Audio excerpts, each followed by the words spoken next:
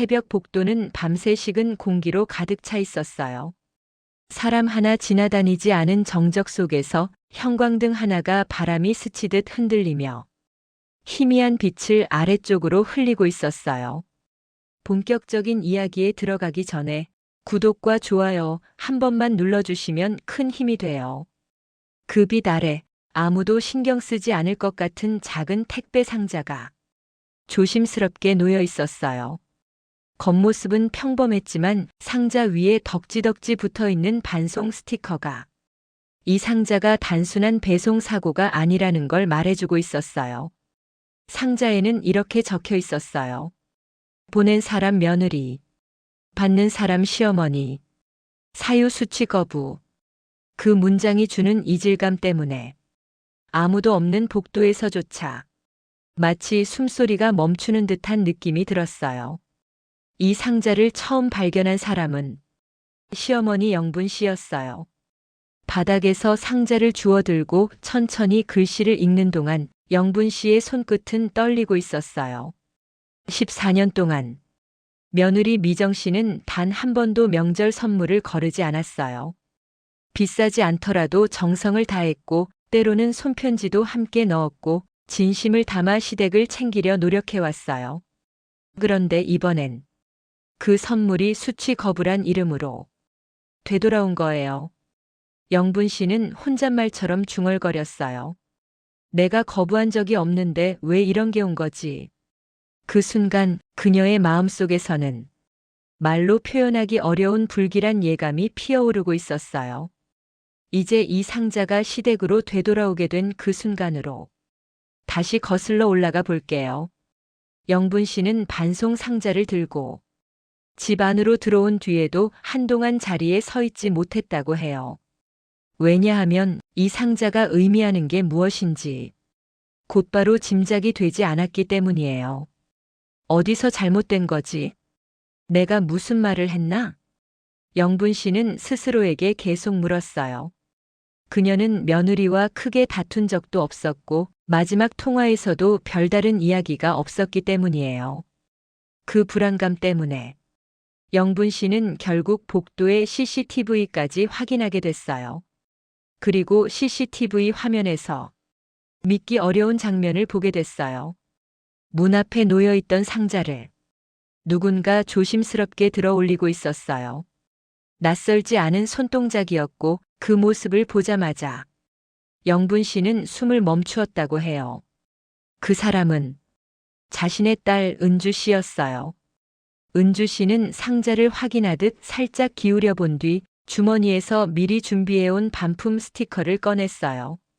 그리고 아무렇지 않은 표정으로 상자 위에 붙였어요. 그 후 마침 복도를 지나던 택배 기사에게 아무렇지 않게 상자를 건네며 말했어요. 이거 반품이에요. 수취 안 하기로 했어요. CCTV를 보던 영분 씨는 얼굴이 창백해질 정도로 충격을 받았어요. 왜냐하면 자신은 그 어떤 반품 요청도 하지 않았고 그러고 싶었던 적도 없었기 때문이에요. 잠시 뒤 영분 씨는 떨리는 목소리로 은주 씨에게 물었어요. 너 왜 그랬어? 그러자 은주 씨는 오히려 태연하게 대답했어요. 엄마한테 뭘 또 보내? 그 여자 이제 미국 간다잖아. 떠나기 전에 생색내는 거지. 그 말은 너무 가볍고 너무 당당했어요. 하지만 그 안에 담긴 의미는 영분 씨에게는 벼락처럼 내려왔어요. 미국? 이민을 간다고. 지금까지 한 번도 듣지 못한 말이었어요. 그녀의 눈은 크게 흔들렸고 머릿속은 뒤엉켜갔어요. 그 일이 있고 며칠 뒤 미정 씨가 시댁을 찾아왔어요. 그날 집안 분위기는 누가 설명하지 않아도 알 정도로 어색했어요. 공기조차 무겁게 느껴졌다고 해요. 잠시 침묵이 흐른 뒤 미정 씨는 두 손을 무릎 위에 가지런히 올리고 천천히 말을 꺼냈어요. 어머님, 저는 이민을 가려고 해요. 그 말이 떨어지자마자 영분 씨는 앉아있던 자리에서 일어나며 비틀거렸고 손에 들고 있던 찻잔이 바닥에 떨어져 산산조각 났어요. 그 순간을 기다렸다는 듯 은주 씨가 말을 던졌어요. 봐요, 엄마. 제가 뭘 했어요? 저 사람 이제 떠난다니까요. 그 말투에는 이해할 수 없는 답답함과 질투 섞인 감정이 섞여 있었어요. 하지만 미정 씨는 은주의 말에 단 한마디도 반박하지 않았어요. 억울해 보이지도 않았고 화를 내지도 않았어요. 그녀는 그저 너무 지쳐 있었어요.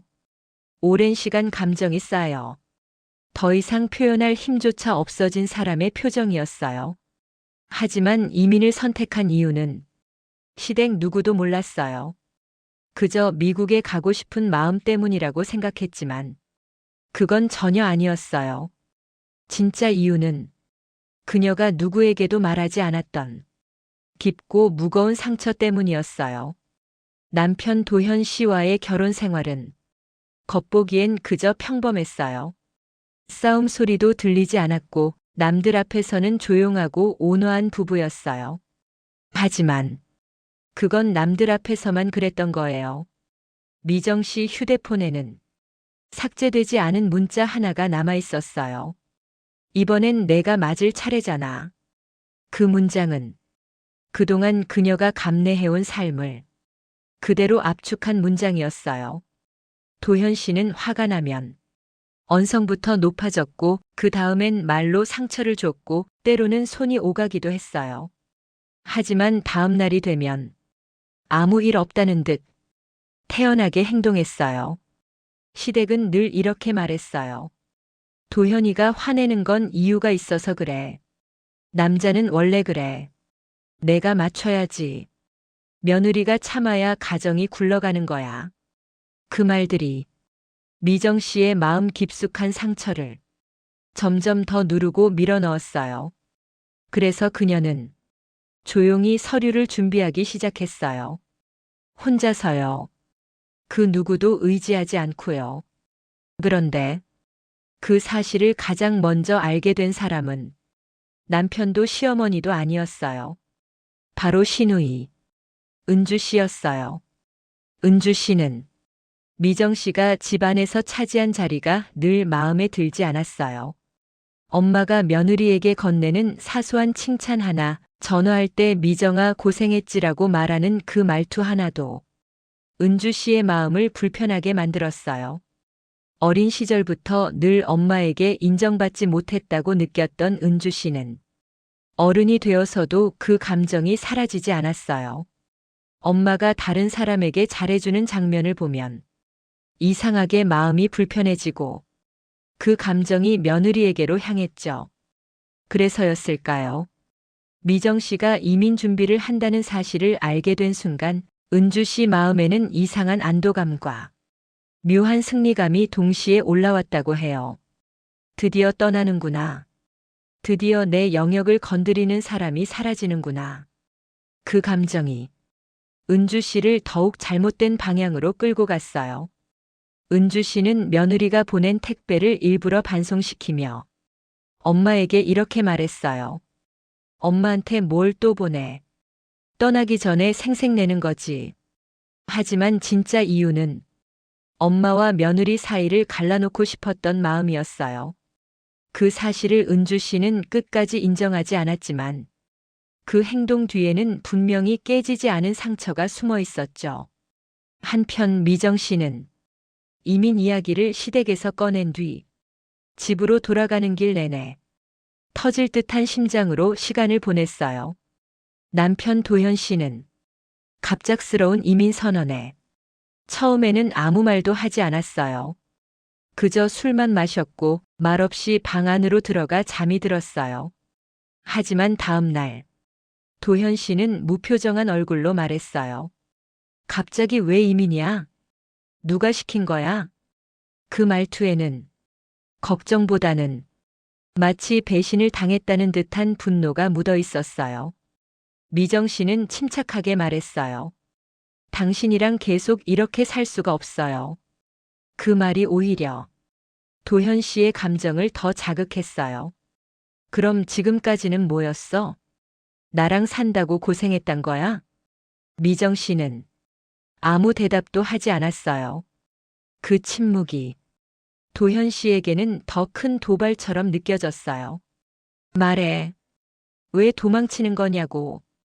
도현 씨는 감정이 소용돌이치면 말의 톤이 갑자기 바뀌는 사람이었어요. 그리고 그 다음 행동들은 평소에 감춰져 있던 어두운 면을 드러낼 때가 많았어요. 하지만 그날은 특히나 더 위험했어요. 뒤이어 날아온 말은 미정 씨의 가슴을 묵직하게 내리쳤어요. 너 혹시 다른 남자라도 있는 거야? 그 말은 미정 씨에게 말도 안 되는 모욕이었어요. 그런데도 말다툼을 할 힘조차 없었어요. 눈물도 화도 억울함도 모두 감정의 깊은 곳으로 가라앉아 표현되지 않는 상태였어요. 왜냐하면 진짜 이유는 남편에게조차 말할 수 없었기 때문이에요. 미정 씨는 몇 달 전부터 몸 상태가 계속 좋지 않았어요. 자잘한 통증, 이유 없는 피로감, 그리고 어느 순간 다리가 붓기 시작하면서 병원을 찾게 됐어요. 그녀는 병원에서 받은 검사 결과를 혼자 보고 울었어요. 의사는 말했어요. 치료 방법이 전혀 없는 건 아니지만 해외에 있는 특정 병원에서의 치료가 가능성이 더 큽니다. 한국에서는 비용도 높고 치료도 쉽지 않은 상태였어요. 그래서 미정 씨는 몸이 버티고 있을 때에 움직여야 했어요. 그녀는 삶을 붙잡기 위해 떠나야 했던 거예요. 그런데 그 사실을 누구에게도 말할 수 없었어요. 남편은 자신을 미친 듯이 몰아붙일 게 분명했고, 시댁은 병이 뭔데? 왜 이제 말하냐? 우리에게는 왜 숨겼냐라는 비난부터 시작될 게 눈에 보였어요. 그래서 혼자 준비했고 혼자 견뎠어요. 하지만 그 비밀이 뜻밖의 상황에서 풀려버렸어요. 그것도 가장 원치 않는 방식으로요. 며느리의 택배를 반송한 상자 안에는 손편지랑 준비한 선물 말고 작게 접힌 종이가 하나 더 있었어요. 그건 미정 씨의 정밀 검진 결과지였어요.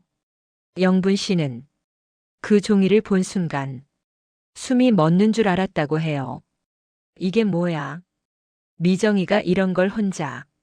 영분 씨는 그대로 주저앉아 한참 동안 움직이지 못했다고 해요. 그 뒤 은주 씨를 불러 말했어요. 너 이 상자 왜 반송시켰어? 미정이가 이런 상황인데. 하지만 은주 씨는 영문을 몰랐어요. 상자 안에 그런 게 들어있을 거라곤 꿈에도 생각하지 못했죠. 나는 그냥 엄마가 좋아하는 사람을 지키고 싶었어. 그 말은 언뜻 보면 단순한 질투 같았지만 그 안에는 가족 안에서 제자리 찾지 못한 오랜 상처가 숨어 있었어요. 영분 씨는 말없이 종이를 내려놓고 흐느끼기 시작했어요.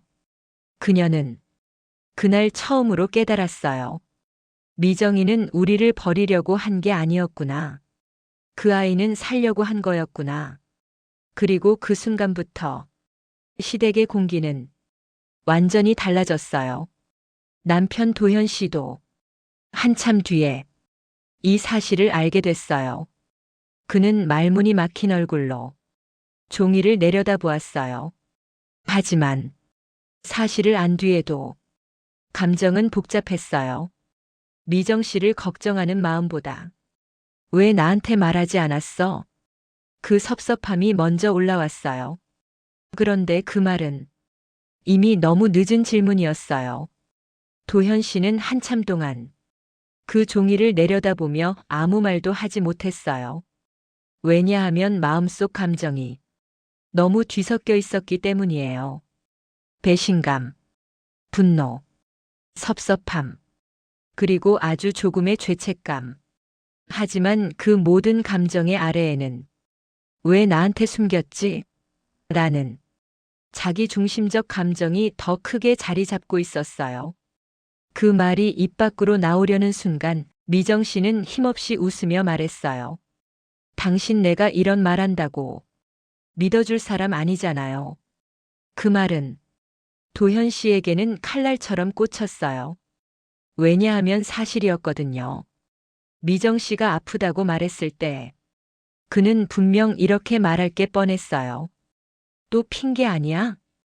요즘 누가 안 힘들어? 그걸 왜 나한테 짜증으로 풀어? 내가 예민해서 그런 거잖아. 그동안의 패턴이 그랬어요. 그래서 미정 씨는 말하지 않은 거였어요. 하지만 도현 씨는 그걸 인정하기 싫었어요. 그래도 남편인데 말은 하고 갔어야지. 이건 너무한 거 아니야? 그 말이 나온 순간 미정 씨는 더 이상 아무 말도 하지 않았어요. 대화 자체가 의미가 없었어요. 그녀는 결혼 생활 동안 늘 자신의 감정보다 남편 감정을 먼저 살펴야 했어요. 화를 내는 순간 또 왜 그래? 이래서 대화가 안 되는 거야. 그런 비난이 돌아왔기 때문에 감정을 표현하는 방법을 잃어버렸어요. 그래서 이제는 말하고 싶어도 말할 힘이 남아있지 않았어요. 그날 밤 도현 씨는 술을 마시고 늦게 들어왔어요. 잠들어 있는 미정 씨를 보며 말도 안 되는 죄책감이 살짝 스쳤지만 그 감정을 곧바로 억눌렀어요. 그래도 나한테 말은 했어야지. 그 말만 되뇌며 소파에 들어 누워 잠이 들었어요. 그 시각 시어머니 영분 씨는 비어있는 거실에 혼자 앉아 반송된 상자와 검사지를 한 번도 놓지 못하고 있었어요. 그녀의 눈은 퉁퉁 부어 있었고 손끝은 떨리고 있었어요. 도대체 너는 얼마나 아팠던 거니? 왜 이런 걸 혼자 견디려고 했을까? 왜 아무 말도 안 했을까? 영분 씨 마음에는 충격과 후회가 동시에 밀려왔어요. 그동안 며느리에게 진심으로 다가가지 못했다는 죄책감, 딸 은주 씨와 비교하며 무의식적으로 며느리에게 기대를 걸었던 기억들, 그리고 며느리가 보내온 선물 속 손편지를 가볍게 넘겼던 순간들까지 하나하나 떠올랐어요. 그 모든 순간이 영분 씨를 무너뜨렸어요. 그리고 은주 씨. 그녀는 자신이 반송해버린 상자 속에 그런 중요한 검사 결과가 들어있었다는 사실을 알아버리고 나서부터 마음이 흔들렸어요. 그녀는 엄마가 며느리를 우는 눈으로 바라본 걸 한 번도 본 적이 없었어요. 항상 아들이 잘 돼야 한다고, 딸인 자신은 조금은 더 독하게 살아야 한다고 말해왔던 엄마였는데, 그런 엄마가 미정 씨 때문에 그토록 상처받고 흔들리는 모습을 보자 가슴이 시리도록 아파왔어요. 나 그냥 엄마 옆에 있고 싶었을 뿐인데 왜 이렇게 돼버린 거지? 은주 씨는 질투심 때문에 시작된 행동이 사람 한 명을 얼마나 짓밟을 수 있는지 이제야 깨닫기 시작했어요. 며칠 뒤 시댁 식구들은 집에서 조용히 모였어요. 그 자리엔 말도 눈물도 많았어요. 하지만 그보다 더 무거웠던 건 말해지지 않은 감정들이었어요. 영분 씨는 미정 씨를 보며 말했어요. 미정아, 너를 힘들게 했던 게 뭔지 이제야 조금 알 것 같아. 정말 미안하다. 그 말은 14년 동안 며느리에게 하지 못했던 첫 진심이었어요. 그 말에 미정 씨는 잠시 눈을 떴다가 고개를 숙였어요. 어머님 잘못이 아니에요. 제가 말을 못했던 거예요. 그 말은 겸손이 아니라 진심에서 나온 말이었어요. 그녀는 누구를 탓할 힘조차 없었어요. 그저 자신의 병이 더 악화되기 전에 떠나야 했어요. 하지만 상황은 여기서 끝나지 않았어요. 왜냐하면 진짜 폭풍은 이제부터 시작이었거든요. 남편 도현 씨는 며칠 동안 감정을 정리해 보려고 했지만 그럴수록 분노만 커졌어요. 왜 나한테는 말 안 했는데? 우리 엄마한테는 말했어? 나를 무시한 거야? 나를 믿지 못한 거야? 그의 감정은 상대에 대한 걱정보다는 자신이 배제당했다는 상실감과 자존심이 더 컸어요. 그래서 결국 참지 못하고 폭발했어요. 그날 저녁, 도현 씨는 술에 취해 집에 들어와 문을 쾅 닫고 소리쳤어요. 말해. 왜 나한테 숨겼냐고. 미정 씨는 놀라서 몸을 움찔했고 손에 들고 있던 컵이 떨어져 깨졌어요. 그 순간에도 도현 씨는 멈추지 않았어요. 너 지금 나 버리고 가겠다는 거야? 나만 모르게 준비한 거냐고. 그 소리를 듣고 시어머니 영분 씨가 뛰어나왔어요. 도현아, 그만해. 지금 내가 뭘 하고 있는지 알아? 하지만 이미 통제되지 않는 감정 앞에서 도현 씨는 엄마의 목소리도 들리지 않았어요. 난 그냥 왜 나만 몰랐는지 그게 미치도록 화가 나는 거야. 그 말은 처음으로 드러나는 도현 씨의 진짜 속마음이었어요. 그는 사랑보다는 통제와 기대 속에서 살아온 사람이었어요. 상대가 힘들어한다는 걸 제대로 이해하거나 공감하는 법을 배우지 못한 채 자라왔어요. 그래서 사람이 상처받는다는 걸 알아도 그걸 어떻게 다뤄야 할지 모른 사람이었어요. 하지만 진실은 하나였어요. 그의 소리치는 모습에 미정 씨는 더 이상 그와의 삶을 이어갈 수 없다는 걸 확실하게 느꼈어요. 그녀는 천천히 몸을 돌렸고 말했어요. 저는 떠날 거예요. 살아야 하니까요. 그 말은 어떤 반박도 허락하지 않는 굳은 결심이었어요. 그리고 그 말은 이 가족 안에서 마지막 균열을 만들어냈어요. 그날 이후 집안의 공기는 완전히 달라졌어요. 누구도 큰 소리를 내지 않았는데도 집안에 흐르는 묵직한 침묵이 계속 사람들을 짓누르고 있었어요. 영분 씨는 며칠 동안 잠을 제대로 자지 못했어요. 반송된 상자와 그 안에서 발견한 검사지를 떠올릴 때마다 마음이 찢어질 듯 아팠어요. 나는 그동안 미정이를 얼마나 모르고 지냈던 걸까? 그녀는 며느리에게 상처를 주려 했던 기억은 없었지만 그녀가 진짜 힘들어할 때 손을 잡아주지 못했다는 사실이 이미 큰 후회로 다가오고 있었어요. 반대로 은주 씨는 그동안의 질투심이 얼마나 부질없는 것인지 깨닫고 있었어요. 엄마의 관심을 빼앗긴다는 그 감정 하나 때문에 며느리에게 돌이킬 수 없는 상처를 준 사실이 점점 더 크게 가슴을 누르고 있었어요. 밤마다 은주 씨는 방 안에서 울음을 참지 못했어요. 나는 그냥 엄마가 나만 봐줬으면 했을 뿐인데. 하지만 그 어리광 같은 마음이 이제는 너무 큰 파장을 만들어냈다는 걸 부정할 수 없었어요. 며칠 뒤 미정 씨의 비행 일정이 확정됐어요. 그녀는 떠나기 전 해야 할 일들 때문에 바쁘게 움직였어요. 병원 서류 정리, 이민센터 상담, 출국 신고 등 혼자 움직이기에는 벅찬 과정이었지만 그녀는 끝까지 단단하게 견디고 있었어요. 그러다 어느 순간 가만히 주저앉아 한참 동안 울기도 했어요. 새로운 삶을 향한 기대가 아니라 헤어짐의 아픔 때문이었어요. 나는 정말 이렇게 떠나야만 하는 걸까? 그 질문은 그녀가 가장 많이 했던 질문이었어요.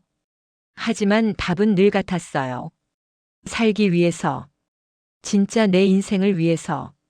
출국 하루 전날 미정 씨는 시댁에서 연락을 받았어요. 미정아, 우리 한번 얼굴 보고 가자.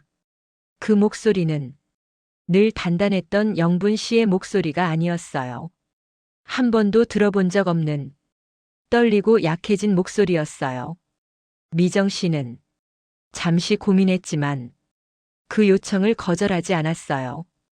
그날 시댁 거실에는 묘한 정적이 흐르고 있었어요. 누구도 먼저 말을 꺼내지 못했어요.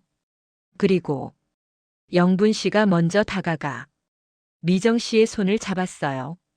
미정아, 너에게 너무 미안하다. 그 말은 진심이었고 그동안 하지 못했던 모든 감정이 담겨 있었어요. 미정 씨는 그 손을 바라보며 말했어요. 어머님 잘못 아니에요. 제가 말을 못했던 거예요. 영분 씨는 고개를 저었어요. 아니야. 아픈 것도 모르고 내가 보내는 것들 그저 당연한 줄 알았던 내가 잘못이지. 그 말에 미정 씨의 눈이 붉어졌어요.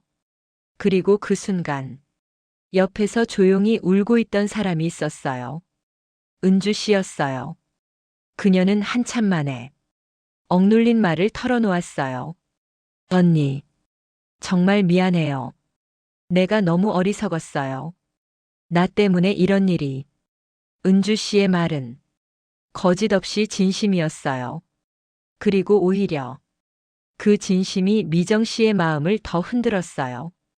괜찮아요. 우리 모두 잘하려고 한 건데 방법이 달랐던 것 뿐이에요. 그 말은 미정 씨의 마지막 선이었어요. 출국 당일 공항은 분주했어요. 사람들의 움직임과 안내 방송이 쉴 틈 없이 이어지고 있었지만 미정 씨에게는 멀리서 울리는 소리처럼 느껴졌어요. 그녀의 곁에는 시어머니 영분 씨가 서 있었어요. 영분 씨는 작은 종이봉투 하나를 미정 씨 손에 꼭 쥐어줬어요. 미정아, 이건 그냥 엄마가 마지막으로 너 해주고 싶은 거야. 미정 씨는 봉투를 조심스럽게 열어봤어요. 그 안에는 연고 몇 개와 약 그리고 깨끗하게 접힌 편지 한 장이 들어 있었어요. 그 편지에는 삐뚤삐뚤한 글씨로 이렇게 적혀 있었어요. 이번엔 내가 보낸 게 반송되지 않길 바란다. 미정아, 너는 어디에 있든 엄마 마음속 며느리야. 행복하기만 해. 그 글씨를 보는 순간 미정 씨는 참아왔던 눈물을 흘리고 말았어요. 영분 씨도 그녀를 꼭 안아주며 말했어요. 내가 돌아오지 않아도 괜찮아. 돌아오고 싶을 때 오면 되고 안 와도 괜찮아. 살아. 살기만 해줘. 그 순간 그동안의 오해와 상처, 말하지 못했던 감정들이 한꺼번에 녹아내리는 듯 했어요. 그리고 미정 씨는 천천히 몸을 떼며 말했어요. 어머님 고마워요. 정말 고마웠어요. 그녀는 조용히 돌아서서 탑승구 안으로 걸어갔어요. 그 뒷모습을 영분 씨는 끝까지 바라봤어요. 마치 자기 딸을 떠나보내는 마음으로요. 그날 반송되지 않은 단 하나의 선물은 서로의 마음이었어요.